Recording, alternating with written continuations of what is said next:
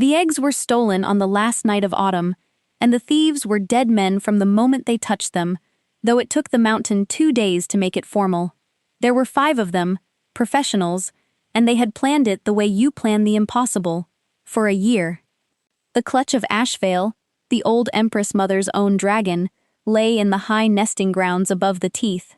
3 eggs, the first clutch that ancient and furious lady had produced in 60 years, and on the black market of the southern ports, a dragon egg is not wealth. It is wealth's grandfather. Kingdoms have moved for less. They did it with smoke and timing, the way it had been done exactly once before in recorded history, and by dawn they were away down the pass with 3 eggs in fleece-lined crates, and the mountains screaming behind them. You need to understand what the theft of a clutch does to a dragon, because everything in this story stands on it. It is not the loss of property. It is not even, quite, the loss of children. The eggs sleep. They do not yet love. It is the loss of the future, entire. A she-dragon guards a clutch with the accumulated intention of decades. Ashveil was 400 years old. She had carried an empress through a civil war, buried that empress, gone gray-black at the wing roots with mourning, and then, 60 years after everyone had written her line closed, she had laid 3 eggs on the roof of the world, and the whole Imperial flight had privately wept. And now she rose off an empty nest into the dawn wind, and the sound she made cracked ice from the teeth to the valley floor, and she went hunting. She caught them in the high pass at dusk on the 2nd day. I will not describe it. I will only tell you the one fact that matters. When it was over, in the wreck and the fire and the settling snow, the crates were not there. The thieves, professionals to the last, had split their stake an hour before she found them. One man, the youngest, the porter, had been sent ahead down the goat track with the eggs on a sledge, and when the sky behind him turned to fire, that young man's nerve, which was not professional at all, broke clean through. He cut the sledge loose on the high shoulder of the mountain, above the frost meadows, and ran, and did not stop running until the sea. The sledge slid, and slewed, and came to rest in the open, in the killing cold, in a bare white meadow at the top of the world. And the crates broke open, and the 3 eggs of Ashveil, first clutch in 60 years, future of a line 400 years old, lay naked in the frost as the last light went, beginning, by degrees, in the way of eggs, which cannot cry out, to die.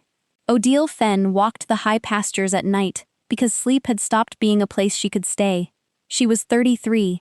She kept sheep on the mountain's shoulder, her father's flock once, hers alone for a decade, and she was good at it the way you get good at the only thing between you and the wind. The village below called her odd, gently, without malice. Odile who talks to the flock. Odile who walks the frost meadows at midnight. Odile who lost the baby 5 winters back, and the husband to the lowlands the year after, and never came down the mountain again except for salt and nails. That is the whole file the village kept on her, and it is accurate, and it explains nothing. So let me tell you what the night walking actually was. 5 winters ago, Odile Fenn had carried a child 8 months and buried her unnamed in February, in ground she had to pay 2 men to break, and afterward the nights arranged themselves around a single unbearable fact, that the smallest, most defenseless thing ever given into her keeping had gone cold, and she had not been able to warm it. Grief like that does not stay in the past where it belongs. It moves in.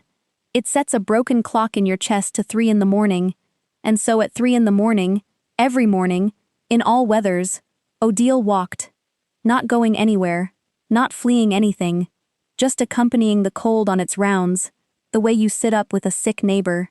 The flock knew her step. The mountain knew her lantern.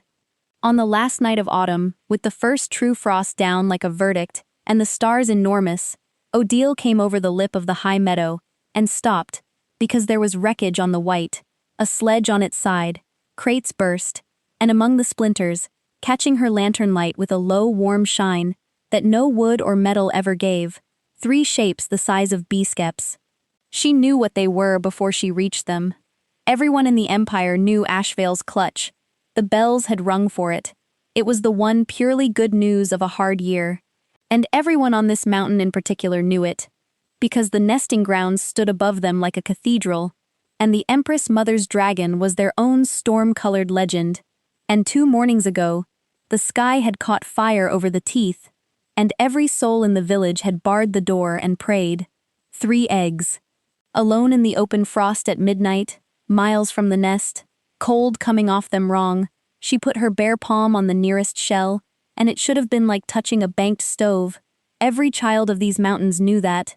Dragon eggs run hot, and it was barely warmer than her own skin, and under the shell, faint and slowing, something moved.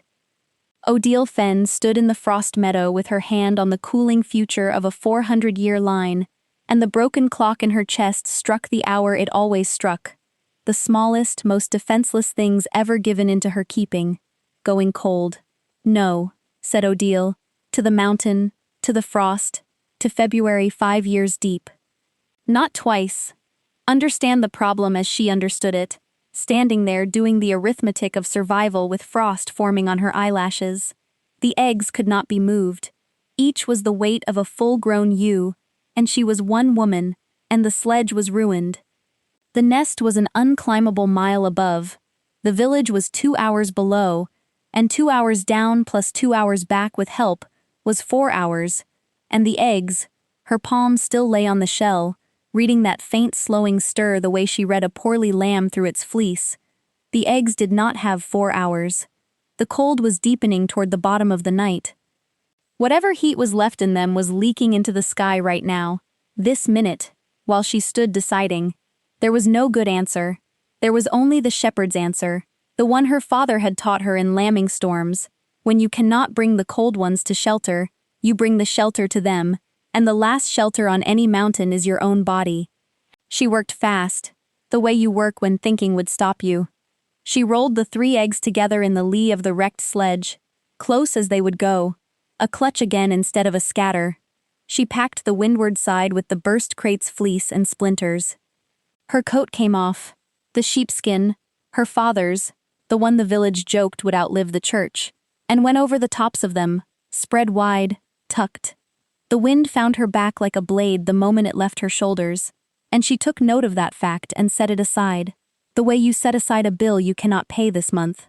Then Odile Fenn lay down in the frost, in the meadow, at the top of the world, and gathered 3 dragon eggs against her body, under the tent of the coat, curled around them the way a ewe curls around late lambs, her back to the open cold, her heart side pressed to the shells, and began to give them, hour by hour, everything she had. She talked to them. Of course she did. She was Odile who talks to the flock. All that endless night, in the little dark tent that smelled of sheepskin and frost, she kept up the low nonsense a shepherd keeps up in a hard lambing. There now, there. Stay with me. Hold on, morning's coming. You're not done, none of you is done. And the eggs, pressed to her warmth, hummed. She felt rather than heard it, the faintest deep vibration under each shell. 3 small engines answering heat with heat, and each time the humming faltered in one, she shifted it inmost, closest to her heart, and turned the coldest side of herself outward, and paid. The cost was real, and I will not pretend otherwise. By the deep of the night her shivering had passed through violence into long, slow waves, and after that, she knew what after that meant. She had brought men down off this mountain who had learned it. After that came the warmth that lies, and the sleepiness that is not sleep. She fought it with names. She named every ewe of her flock backward by year. She named the winter stars her father taught her. She named, for the first time out loud in 5 years, in the dark, to 3 listeners under shell, the name she had chosen in February and never used, and told them about her, the whole short story of her, and the telling did not break Odile the way she had always believed it must. It held her up another hour, somewhere past that hour, with 3 engines humming strong against her heart, and her own fire down to embers. The dark came for its wages, and she thought, clear and small and without any fear at all, they're warm, they're warm. That's the whole of the work. And Odile Fenn closed her eyes, in the frost, in the open, 5 miles of night from any door, and let go. The dragon came out of the north an hour before dawn, flying her third circuit of a search gone from fury into something worse, and saw, in the white bowl of the frost meadow, exactly what a mother sees, her clutch.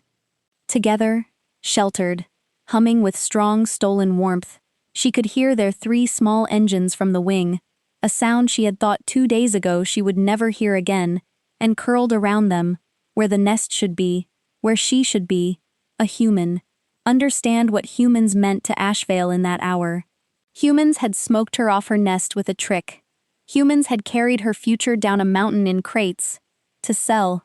She had spent 2 days learning again, at 400 years old, what her whole harnessed, decorated, empire-serving life had been built to make her forget. What her kind knows in the shell about the small quick ones and their hands. She came down the sky with the frost smoking off her wing edges, silent, storm gray-black, the size of the end of the world, and she landed beside the wrecked sledge with her wrath already shaped. And then she read the meadow. Dragons read ground the way clerks read ledgers. Look at what she saw. The eggs rolled together. Labor, that. Care, that. The fleece packed windward. The coat, a human's only coat, off a human's only back, in killing frost, spread over the shells and tucked. And the human herself, not fleeing, not carrying an egg away toward profit, but curled heart-side in, back to the wind, in the guard posture, the exact posture. Ashveil had guarded 3 clutches in 400 years, and knew it as she knew flight, the exact posture of the nest. The great head came down slowly. She smelled the truth the way dragons do, in layers. No smoke on this one, no oiled steel, no southern port, sheep, tallow, frost, milkless grief, old and mineral. Dragons know that smell. Do not ask me how. They know it.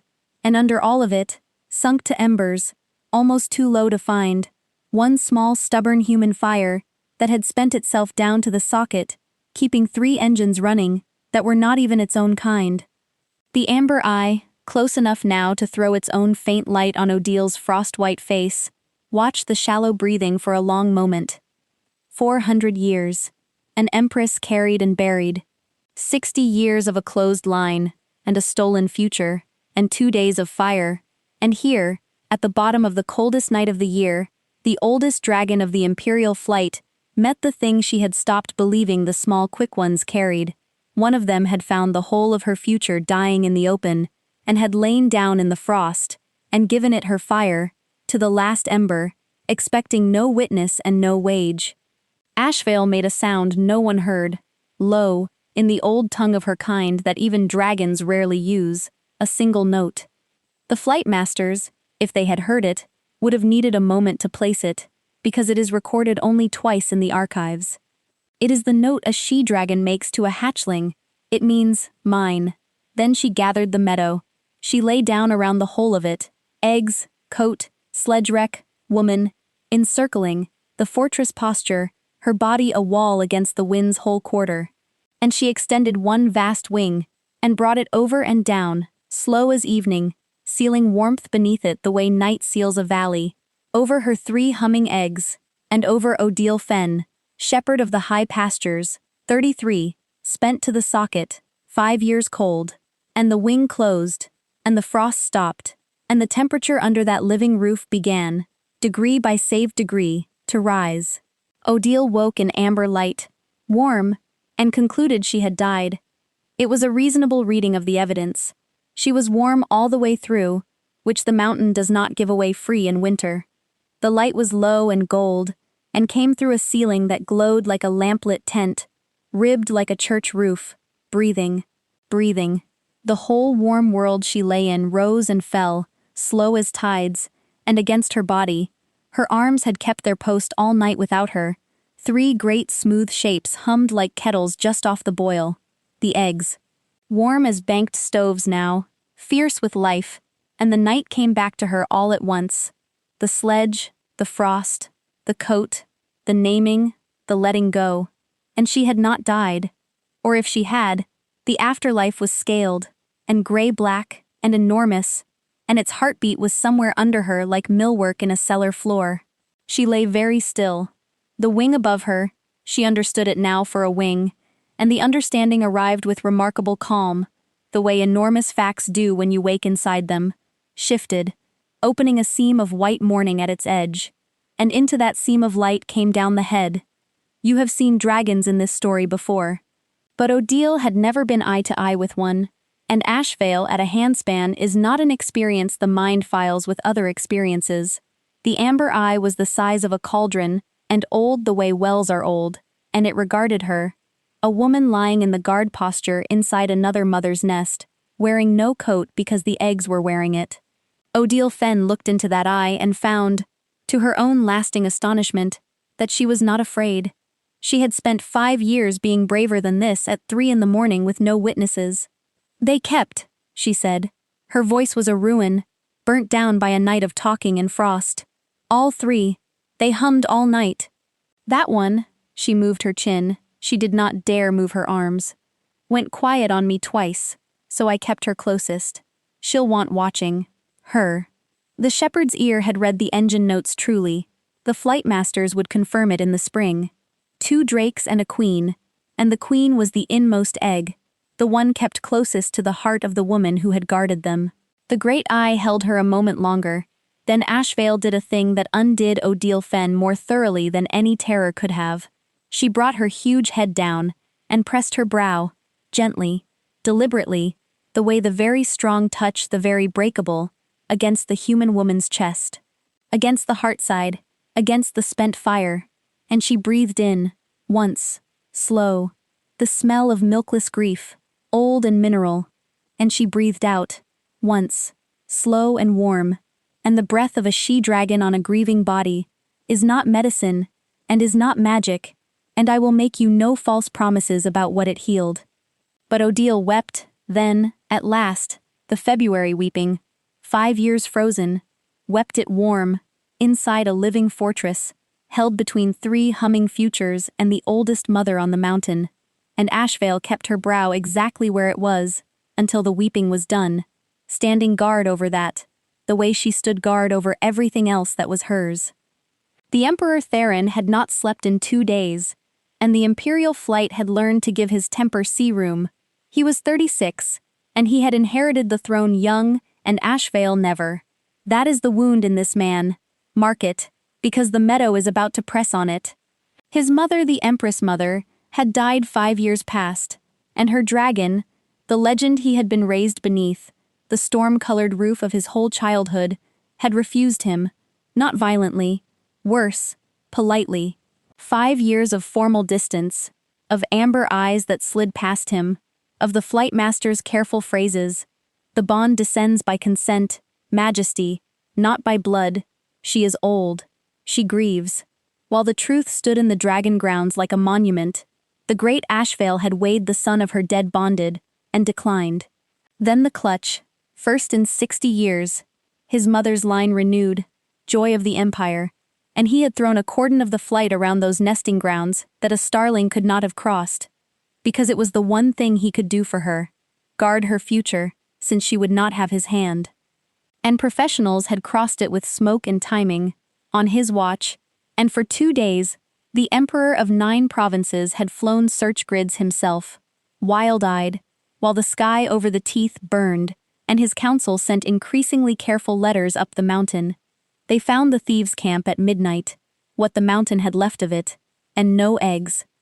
They found the goat track at first light, and the sledge marks, and followed them out over the shoulder of the world to the frost meadows, 9 dragons and an emperor coming over the ridgeline, into the low gold sun. And there Theron looked down into the white bowl of the meadow, and saw the thing that every painting of that reign would try and fail to hold. Ashveil, whole and calm at the center of the frost, coiled in the fortress posture, one wing tented, and as the flight's shadows crossed her she raised her head and did not scream at the sky, and under the lifting edge of that wing, in amber light, sat a human woman in a wool dress, no coat, hair full of frost melt, with her hand resting on the shell of the queen egg, as if it were the most ordinary morning of the world. They landed at a distance. The flight master signaled it urgently. One does not crowd a clutch. Theron dismounted and walked. Alone. Again the guard hated it. Again there was no stopping him. to the edge of the meadow, and stopped, because Ashveil's eye had come around to him, and the whole grammar of her body said, "This far." "Madam," the Emperor said to the shepherd, across 40 feet of frost, with his voice under very imperfect control, "I am going to ask you the question I have been asking this mountain for 2 days. Are they alive?" "All 3, said Odile Fenn. 2 drakes and a queen, by their humming. They took a hard chill in the open, but they held." She hesitated, the correct address of dragons not being covered in shepherd lore. "The lady came at the bottom of the night. She has been warming all 4 of us since." "All 4, Theron repeated. "I had got cold," said Odile, with a mountain woman's genius for placing a whole night's dying inside 3 words, "doing the warming." The Emperor of 9 provinces looked at her then, truly looked, the missing coat, still spread over the shells, the frost-burned hands, the guard posture her body had not yet unlearned, and he understood the meadow the way Ashveil had understood it, all at once, in layers. And something in his tired face came apart, quietly, because here was the answer to 2 days of the worst question of his reign, and it was this: while his cordon failed and his flight burned the passes, his mother's future had been kept alive on the roof of the world by one grieving shepherd with a sheepskin coat and a broken clock in her chest, who had lain down in the frost expecting no witness and no wage, and had whispered his mother's dragon's eggs through the night like late lambs. Theron, first of that name, Emperor of the 9 provinces, bowed to her. Full court depth, held long, in front of the entire Imperial flight. It is in the flight master's logs. That bow. The logs record no precedent. "George Eliot," he said, straightening, "and if it seems strange to you that an emperor reached for a book at such a moment, know that his mother had read to him under Ashveil's wing, and books were the country where they had all 3 lived together. A writer my mother kept at her bedside asks, 'What do we live for, if it is not to make life less difficult for each other?' I have governed 9 provinces for 5 years, madam, and I have never once seen it done as thoroughly as you did it in this meadow last night." "I have a flock to see to," said Odile Fenn, going scarlet.